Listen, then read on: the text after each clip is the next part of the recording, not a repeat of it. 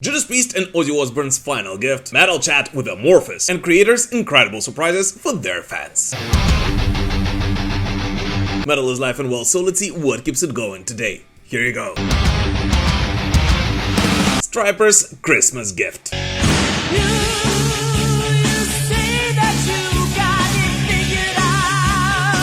After decades of requests, Stryper are finally giving their fans a long-awaited gift, a full-length Christmas studio album. Titled The Greatest Gift of All, it drops on November 21st via Frontier Music. The record features 10 tracks, 5 originals and 5 festive classics, including fresh versions of Reason for the Season and Winter Wonderland, first released back in 1985, for which Stryper, by the way, already dropped a brand new lyric video.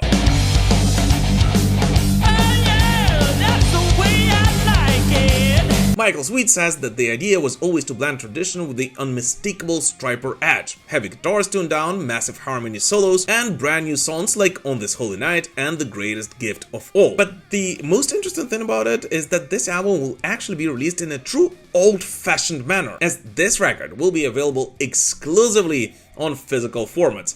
So if you want to really rock this Christmas, I guess you kind of have to pre-order it right now.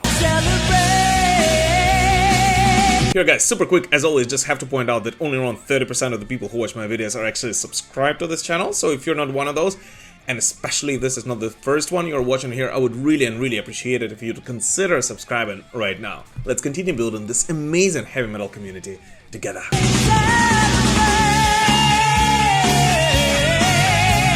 A surprise from Kreator.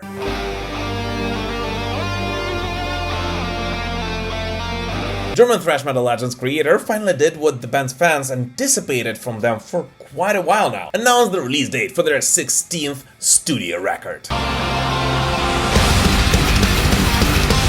The release, titled Krushers of the World, of course with a K, will reach the fans in the beginning of next year, on January 16th, via Nuclear Blast Records. It was recorded in May in Sweden with the legendary producer Jens Bogren, who of course did work with Kreator in the past, as well as like gazillion other bands. And alongside this announcement, Kreator of course also revealed a cover artwork for this album, which was created by Zbigniew Bielak, who, by the way, worked with Sodom on their latest studio album, The Arsonist, as well as bands like Darkthrone, Vader, and a lot of others. Yet for Kreator, it is the first collaboration with a Polish artist. But of course, the most important thing of all is that, in addition to all that, this Friday, on September 26th, Kreator also dropped the first single from Krushers of the World, titled 7 Serpents. And in all honesty, it is exactly what Kreator's fans may expect from the band today in 2025.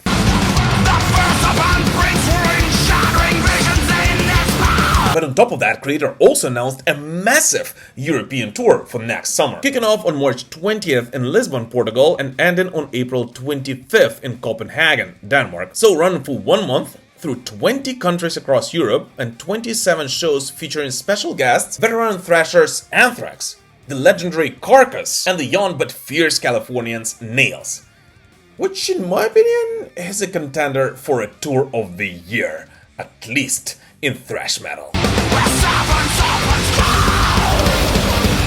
By the way guys, as always, a huge shout out to all my patrons and all of the YouTube channel members. Guys, it is thanks to you and thanks to everyone who purchases Metal Pilgrim merch that I have a chance to release these videos. So thank you guys from the bottom of my heart.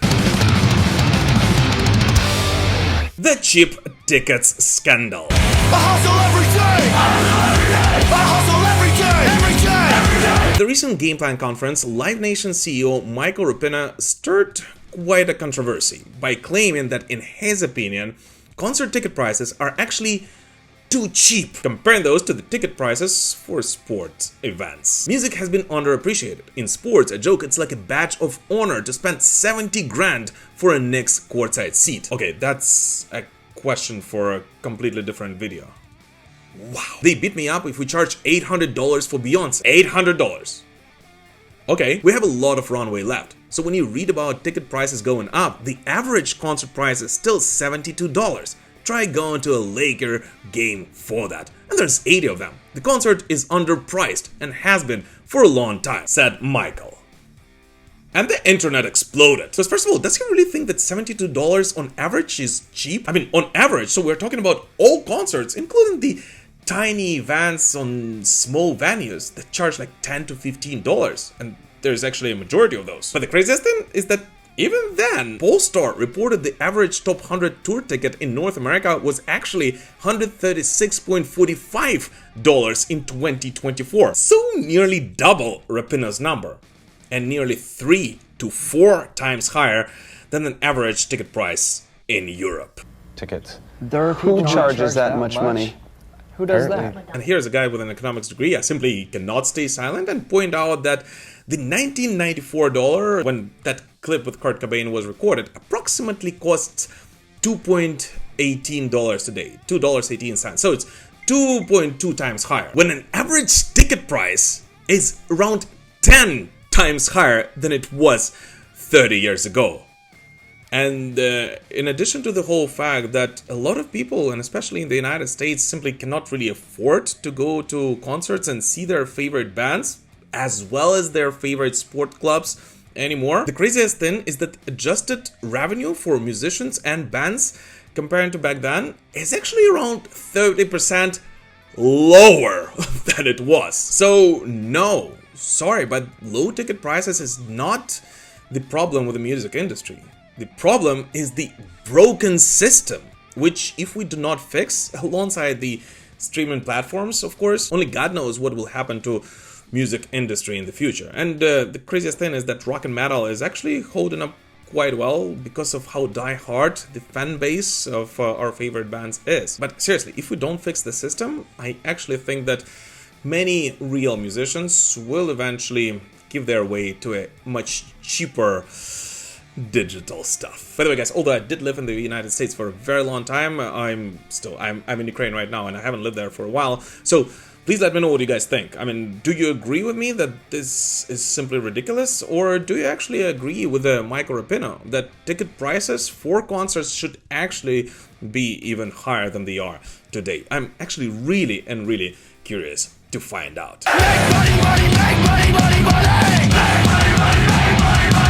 Transformations in Accept. After a decade in the band, Accept have announced a departure of their guitarist Uwe Lullis, who first joined in 2014, replacing Herman Frank. The group explained the split was purely due to logistical challenges, stressing there were absolutely no personal or musical disagreements. And in their statement, they called Uwe a metal brother in arms, praising his contributions on stage and in the studio, and wishing him success with his Uwe Lullis project and production work. So basically a normal, no drama, civil split in a band of such caliber. A split which actually means that Accept will now return to their classic formation with only 2 guitars, thus ending a solid 10-year chapter in the band's modern era.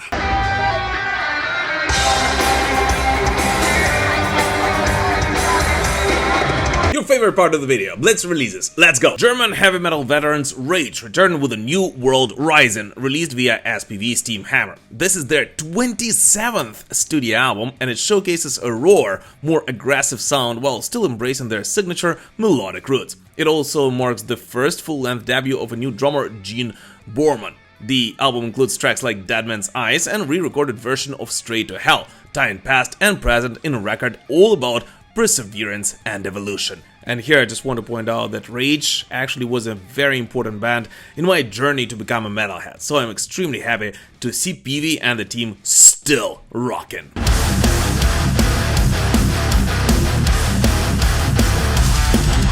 Ukrainian modern metal outfit Korypheus drops Gilgamesh, a new concept record inspired by the ancient Mesopotamian epic. The band explores themes of mortality, legacy, and power through a darker, heavier, and more progressive sound.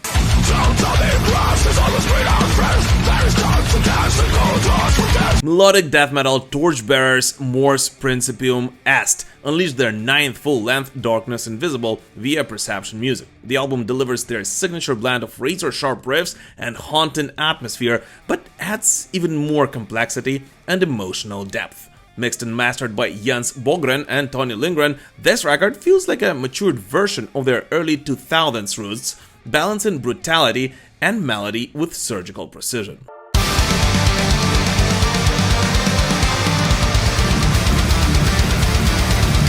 Boston-based tech death band Revocation returned with new guts, new masters out via Metal Blade Records. This album explores the perils of modern worship, from digital gods to AI overlords, through crushing riffs and dizzying technicality. And the many guest appearances on this album only add extra firepower to an already furious record.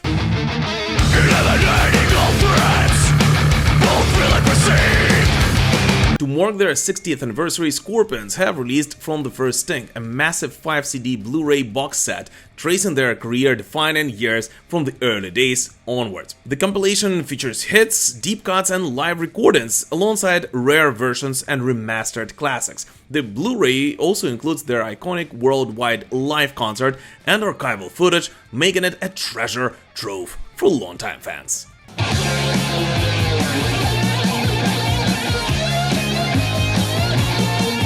And by the way, I just realized it's been a while that I reminded you guys about our amazing playlist, Metal 365, that contains only the freshest and the best metal from all over the world. So if you still haven't added it to your Spotify or YouTube music libraries, do so after watching this video. Of course, the links to it will be in the description to this one.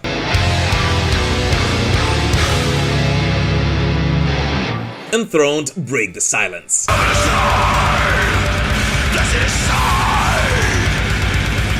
Belgian black metal titans Enthroned are back with a brand new single, Revocation, or whatever this is. Released 6 years after their last studio album, Cold Black Suns, this new song is a harbinger of their upcoming 12th studio album, Ash Spawn, which will see the light of day on December 5th. Right before the recording session started, Enthroned actually endured some pretty massive lineup changes. Longtime guitarist Nerath left after almost 25 years in Enthroned. They also parted ways with bassist Norgoth and the second Axeman Rest. So basically most of the band. And instead they just hired one guy, Tomasz T. Chaos Dzubich, who recorded all guitar and bass parts, and also backing vocals.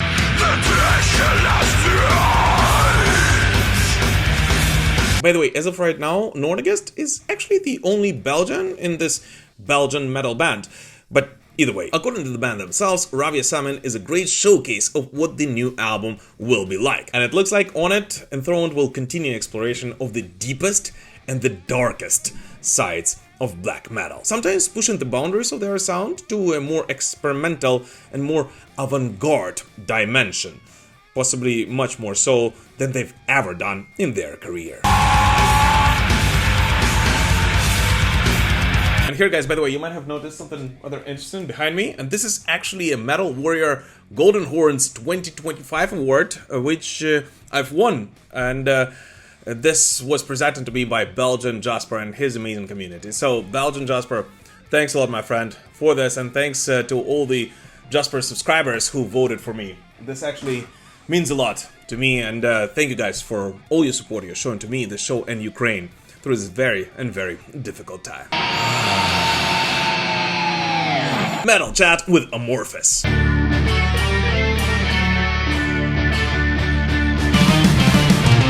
One of the most anticipated metal albums of this season is, of course, Amorphis' new studio record, Borderlands, which finally saw the light of day this week.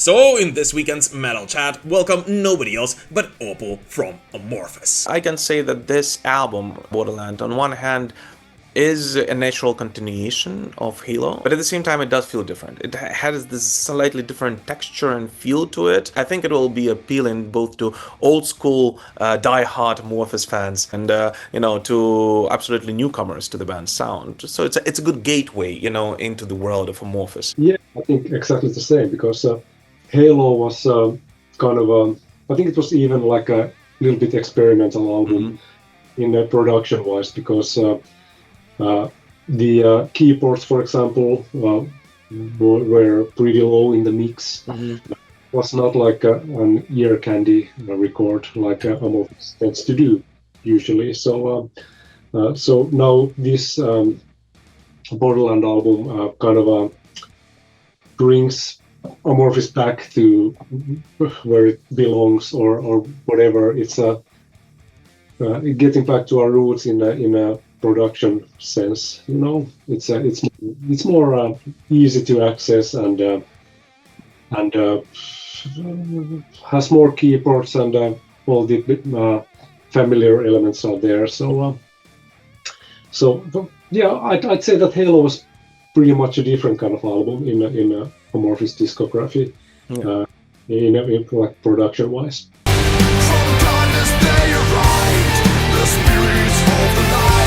Full interview with Oppo is actually already available on our second channel, MP2, on which, by the way, most of the interviews will be migrating from now on, so definitely check it out via a link in the description to this video. And if you still haven't heard the new studio album by Amorphis and you're a fan of this band, well, I'm sure that you will listen to it this weekend, right? Heavy metal's new stars.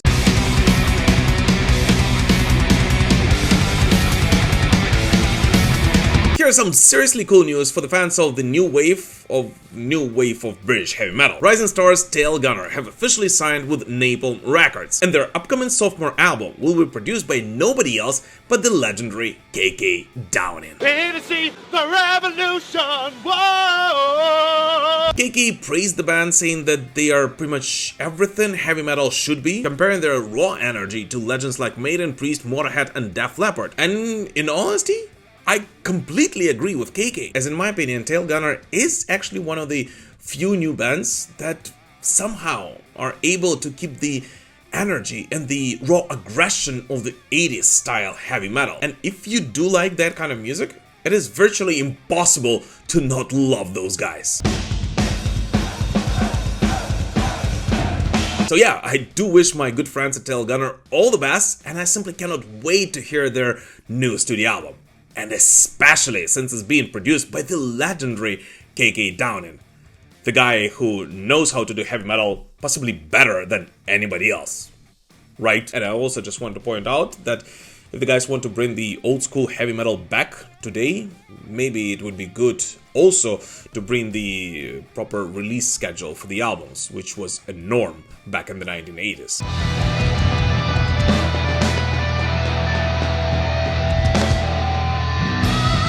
Judas Priest and Ozzy Osbourne finally did it. Yeah!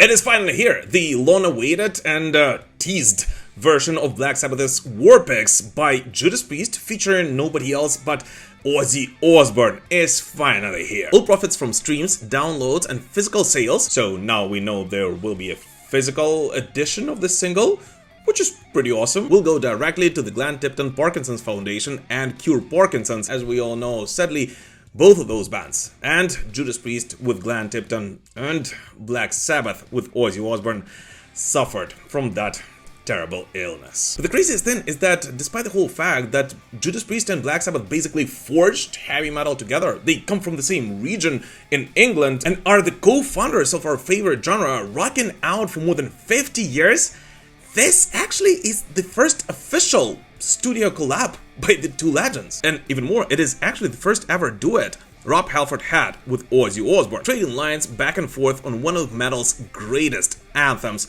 which means so much, both for Black Sabbath and Judas Priest, who, as we all know, of course, open their every show with that song. And instantly enough, it was Sharon Osbourne who personally pushed for Ozzy to be added to Priest's mind-blowing cover that shook the world of metal a couple of weeks ago. Generals gathered in their masses. But the most unexpected and surprising part for me in this cover was to hear how flippin' cohesive do Rob Halford's and Ozzy Osbourne's voices sound together.